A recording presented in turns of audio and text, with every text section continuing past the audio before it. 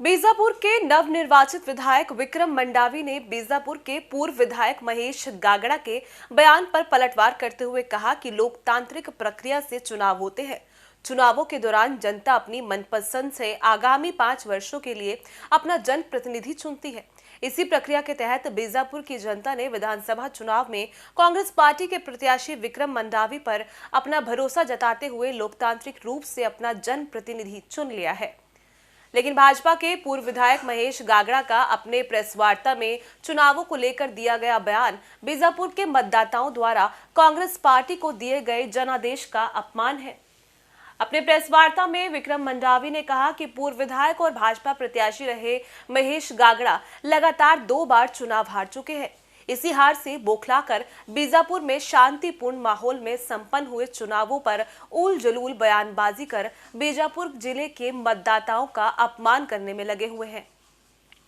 विक्रम मंडावी ने प्रेस वार्ता में ये भी कहा कि वर्ष 2008 और 2013 में वे भी विधायक निर्वाचित हुए थे और भाजपा की सरकार भी बनी थी, वे मंत्री भी बन गए। तो क्या पूर्व विधायक महेश गागड़ा को उस समय के जिले के कलेक्टर और एसपी ने उन्हें चुनाव जिताया था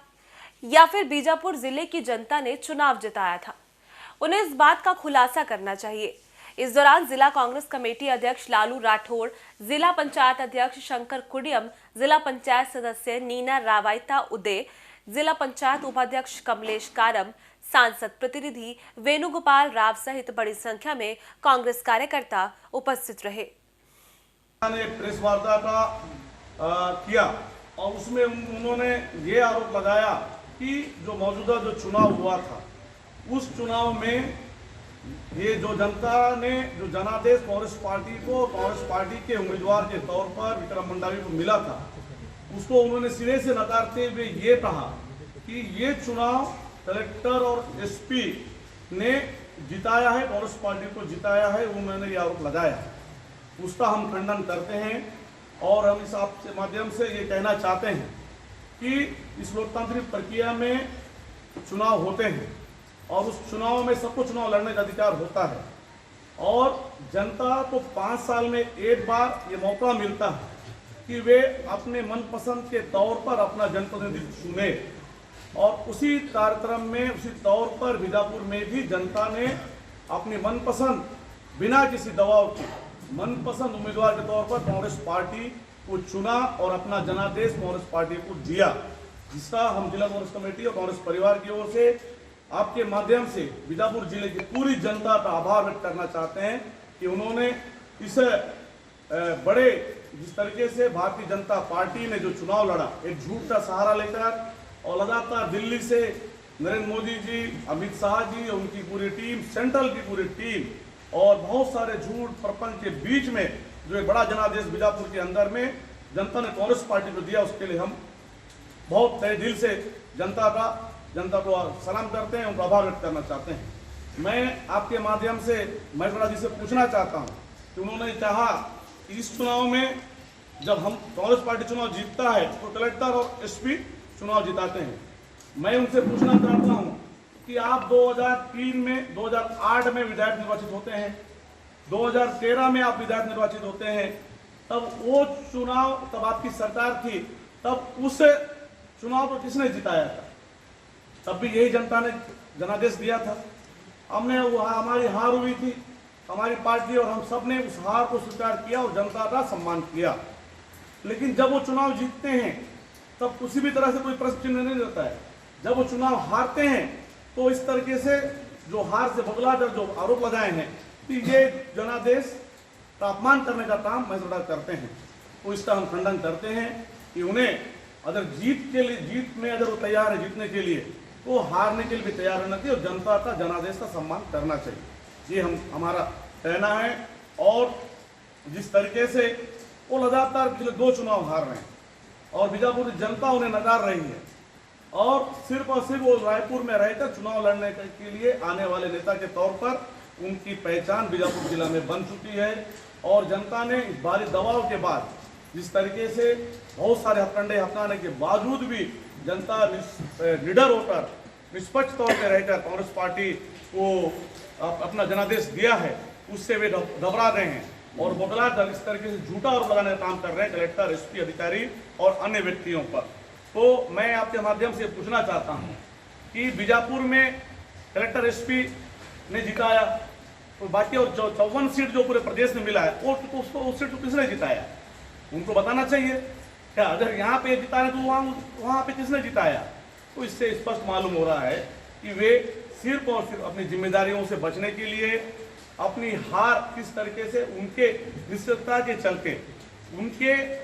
जनाधिर विहीन जो इस तरह की छवि था उसको बचाने के लिए बड़े नेताओं के सामने वे अपना हार का टिकरा अधिकारी, कर्मचारी और अन्य लोगों के ऊपर फोड़ने का काम कर रहे हैं। लेकिन बीजापुर की जनता जानती है कि झूठा आरोप है और हम हमेशा से कांग्रेस पार्टी जनादेश का सम्मान करने में विश्वास रखती है। हम लगातार कहते हैं जहां भी हमको जीत मिलता है तभी हम उसका सम्मान करते हैं और हार मिलता है तभी हम उसका सम्मान करते हैं और हमेशा जनादेश का सम्मान हम सब लोग करते रहते हैं। और इस बौखला कर वो झूठा आरोप लगाने का काम वो कर रहे हैं। आज भी वो जिस तरीके से प्रेस कॉन्फ्रेंस में उनका एक भाषा शैली था, भाषा का उपयोग कर रहे थे कि बार बार उनका ये कहना कि अधिकारी को समझ ले, ठेकेदार समझ लें, कर्मचारी समझ लें, चेक नहीं कटेगा, मैं बोल रहा हूं, आपको जवाब दिया जाएगा, जिस तरीके से और अन्य आपत्तिजनक शब्दों का उपयोग करते हुए उन्होंने एक तर्क लिहाज में जिस तरीके से सरकार में जो रहने के आने के बाद जो रोकदार डराने धमकाने का जो प्रयास करते हुए शब्दों का इस्तेमाल किया उसका भी हम खंडन करते हैं। हम भी पिछले 5 साल में सरकार के अंदर में थे, पूरे तमाम हमारे जनप्रतिनिधि थे, मैं विधायक के तौर पर था, हमारे मंत्री थे, लेकिन कभी भी इस तरीके से व्यवहार हमने और हमारी सरकार, हमारी पार्टी के लोगों ने कभी किसी व्यक्ति से या किसी भी अधिकारी कर्मचारियों से हमने व्यवहार नहीं किया। मैं आपके माध्यम से पूछना चाहता हूं,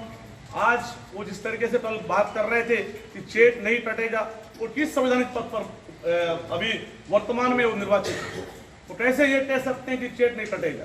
कैसे वो कह सकते हैं, अधिकारियों को कैसे निर्देश दे सकते हैं? सिर्फ आप भाजपा के वर्तमान में कार्यकर्ता हो, आप नेता हो, इस संवैधानिक पद पर आप बैठे नहीं हो। आप जिस दिन संवैधानिक पद पर बैठोगे तो आपको अधिकार रहेगा आप अपनी बात रखने चाहिए। लेकिन ये आज भी मैं राणा अपने आप को पहले भी मंत्री समझते थे, आज भी उनको लग रहा है कि वे मंत्री हैं और मंत्री के तरह आचरण करते लोगों को डराने धमकाने का प्रयास कर रहे हैं। हम लोगों ने भी सरकार देता है, हम इस चीज़ों से न डरे हैं न डरेंगे। मैं आपके माध्यम से ये एक बात और कहना चाहता हूं कि कल उन्होंने जिस तरीके से कहा कि ये बड़े पैमाने पे पिछले 5 साल में भ्रष्टाचार हुआ है,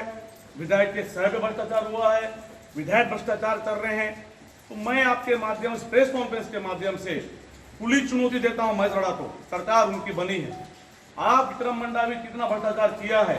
कहां काम किया है, एक एक जांच कराइए स्पष्ट तौर पर। और विक्रम मंडावी आप में हिम्मत है,